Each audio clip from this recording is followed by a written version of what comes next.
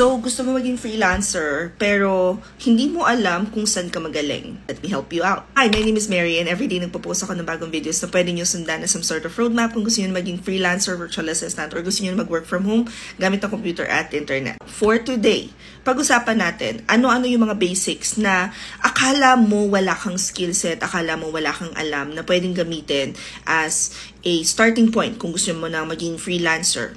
Pero, gamit na gamit pala. Let's start with video editing. Video editing should be part of your skill set. Hindi man kailangan plakadong-plakado na converting na talaga yung mga videos mo. But at the very least, you need to know how to create videos and assets for your clients. And the reason being is, sa panahon na nandun na tayo sa digital era, andun na tayo sa time na mas pinapanood ng tao ang mga videos versus magbasa ng napakahabang caption that would not even resonate with your audience. Videos na talaga ang pumapalo ngayon. Lalong-lalo na ang short-form videos since itong si TikTok is medyo ganon. Lumalaban na. Sumasabay na siya. And a lot of people are now using TikTok as a search engine. Ewan ko kung na-try nyo na to ha, but have you ever experienced na halimbawa pupunta ka ng Bacolod at gusto mong malaman ano yung mga magagandang lugar na pwedeng puntahan sa Bacolod? Mga co-working shops na pwede kong puntahan sa Bacolod para pwede pa rin ako mag-work kahit na nagta-travel ako. So punta ako dito sa TikTok, search ako sa taas, ilalagay ko lang kung ano yung keywords na gusto ko, and lalabas na lahat ng magagandang videos na ginawa about Bacolod. One thing that you will notice is that most of them ay user-generated contents na. Meaning, hindi na siya super curated. Ginawa lang ng mga tao para sa pansarili nilang documentation ng biyahe nila sa Bacolod. And alam nyo ba na sa US, ang dami-dami na ngayong naghahanap ng UGC or user-generated content creators kung saan yung personal experience nila ang ipapakita nila sa mga videos, ikukwento nila through their short-form videos para lang ma-reach ng mga brands or companies yung target audience nila.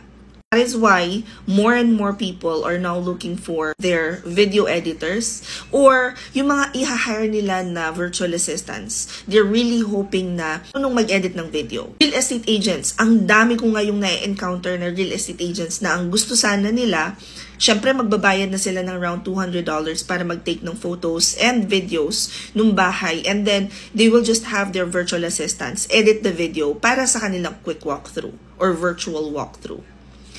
Kaya mabenta ngayon yung mga virtual assistants na marunong na rin mag-edit ng videos. If you guys are interested, we have a video editing class na may kasama ng internship. And ang balita ko, meron talagang 3 na-hire dun sa ilang batch na nakalipas. Hinire na siya direkta dun sa team ng mentor namin, which is si JV.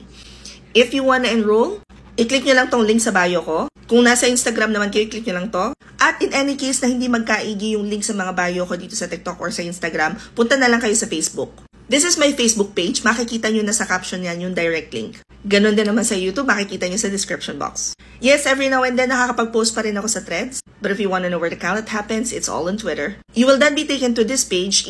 Hover nyo lang pataas. Pagkatapos makakarating na kayo dito, makikita ninyo yung mga classes namin dyan. I-click nyo lang yung video editing. 999 pesos siya.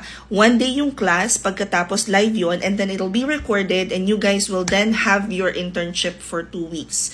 Yung internship guys, flexible siya. So output-based, meaning bibigyan kayo ng mga tasks na kailangan yung gawin, provided na rin yung system na gagamitin ninyo for the editing.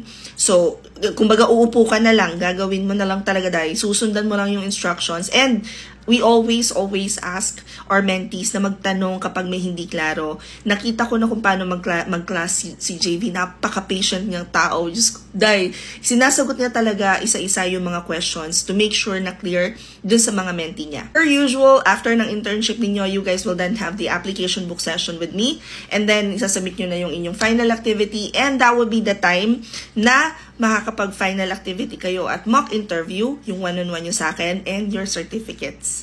Hope this helps. Comment any questions you guys have about working from home. Follow for more work from home chismis. Bye! Oh, I forgot to mention, October 1st week ang class. Nandun naman sa form yun. Alright, bye!